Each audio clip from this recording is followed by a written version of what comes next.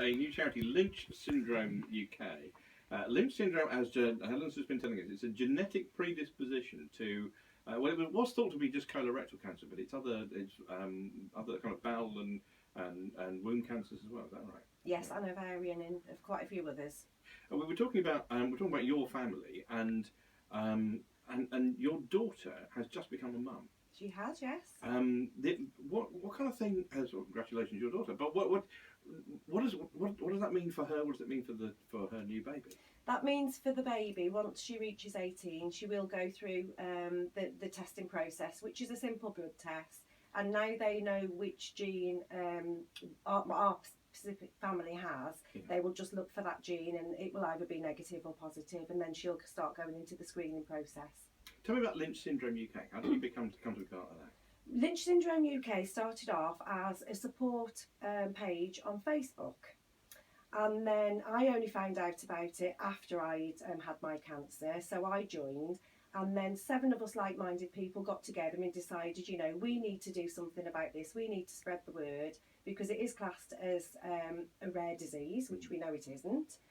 So we got together, created the charity, raised enough money to get charity status, which we did about a year ago, and things are going from there. We're going for our second conference on May the 7th, which this year is in Bristol.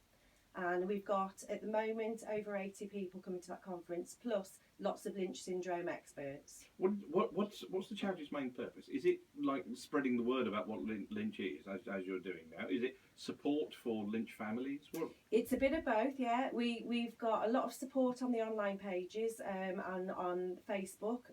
And I've actually learnt so much through people on the Facebook page that have gone through the experience, because our GPs and a lot of our medics have never heard of Lynch syndrome, and if they have heard of it, they don't really know what it is.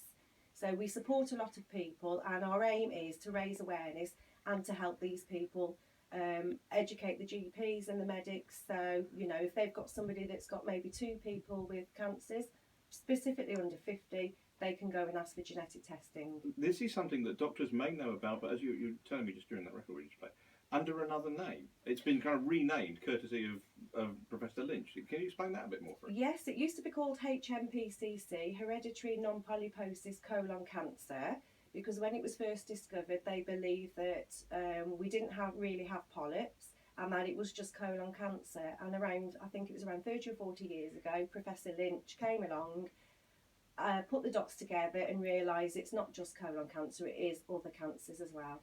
And you're actually going to be meeting his son soon at a worldwide conference. Tell us about that. I am. In May, I shall be jetting off to Mallorca with one of the other Lynch syndrome trustees and my sister-in-law.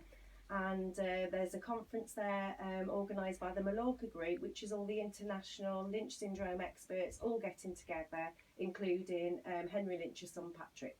On a more kind of local basis, you've been going out spreading the word with raising awareness with stands in local supermarkets, for example. When you do that, given that it's not a well-known condition, what sort of reaction do you get from members of the public?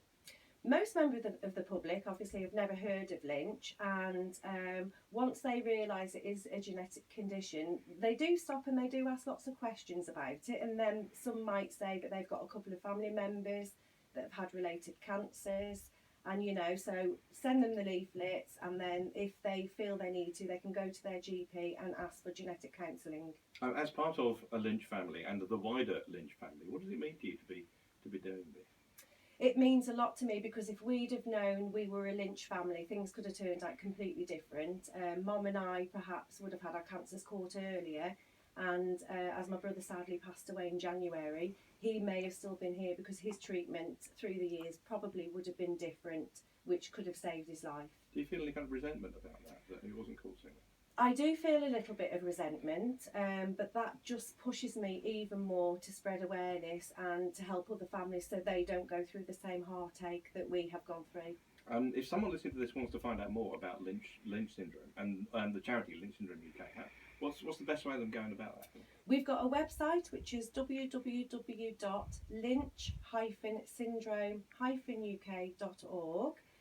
You can email us from there, and also you can ask to join our Facebook page, because it is a closed page, So the only people that see your posts are members of the Lynch syndrome community. Your family and friends will not see anything that you post on there. So because you could well be discussing stuff about your personal medical history, and you don't necessarily want other people to know that. That's right, and also you don't want other family members that are not within the Lynch community worrying about what you may be going through.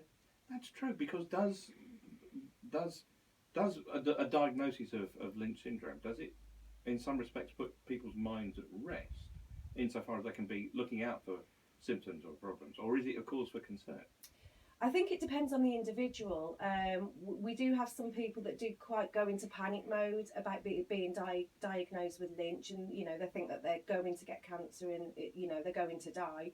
However, awareness is key, knowledge is power. So if you know you have Lynch, you can go for the relevant screening, you can keep an eye on any symptoms that you may have, and it can ultimately save your life. Search online on Facebook or just generally online for Lynch, that's Lynch, Lynch syndrome. UK. Helen Bufton, thank you very much for coming in this one. And thank you for having me. Thanks a lot, thank you. It's 10:24. Let's do some more vintage vinyl in a minute.